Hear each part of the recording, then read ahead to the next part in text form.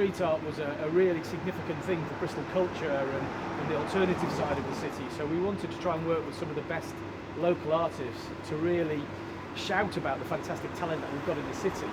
So we came up with the idea of See No Evil, which was to really highlight the talent and the exciting street art we have in the city, but on a much bigger scale than we've done previously.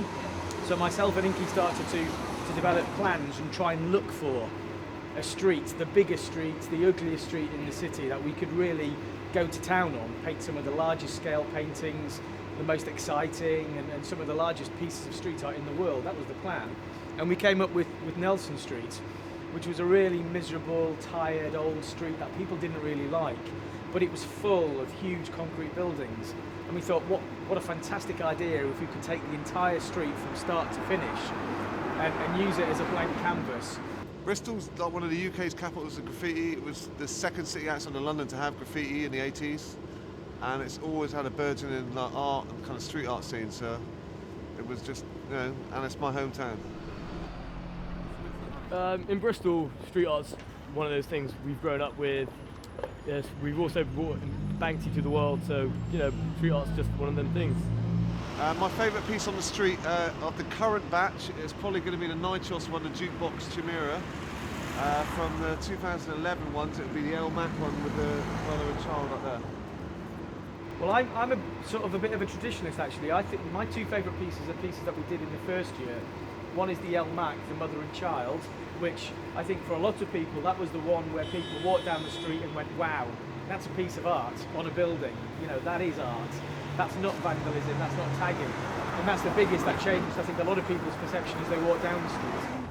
I like the lady one because it's one of the largest ones, and I think it's quite, in comparison to the other ones, it's a bit more serious, and I think it makes you think a bit more than the other ones, which are quite bright and obvious.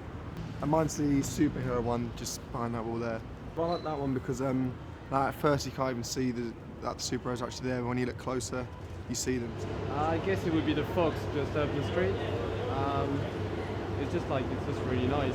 I like the sort of nature bringing into the city. It's just a bit like reclaiming the streets like that. It's quite dark street, so it's quite. And my other favourite piece is Arise, just round the corner, which is the wolf on the student accommodation.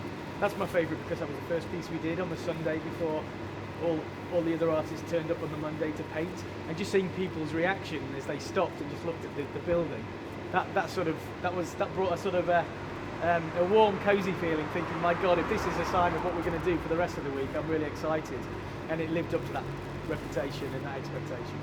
See No Evil was inspired out of, firstly there's a street in Melbourne that's got like a tourist kind of art street like this, and just several other projects around Europe that were done with street art, but this was just taking it to another level and doing it on a bigger scale. It was a way really to market the city as an alternative, fun, exciting place for people to come and visit, for them to come and be a student here, and also for them to come and work and play. If we were going to do this properly, it wasn't going to be a sterile, art gallery. We want it to be living, to be breathing, and to really, I think, breathe a new sort of life into this part of the city, which really needed it. I think street art's always been a part of Bristol. We can't say that we discovered street art with See No Evil, because we didn't. What we wanted to do was to bring it out and celebrate it and show it to maybe parts of the world that didn't know that Bristol was so famous for street art. I don't think it's changed it, I just think it's enhanced it. It's always been there, we've always had the talent here, so it's just more showing the world what we've got.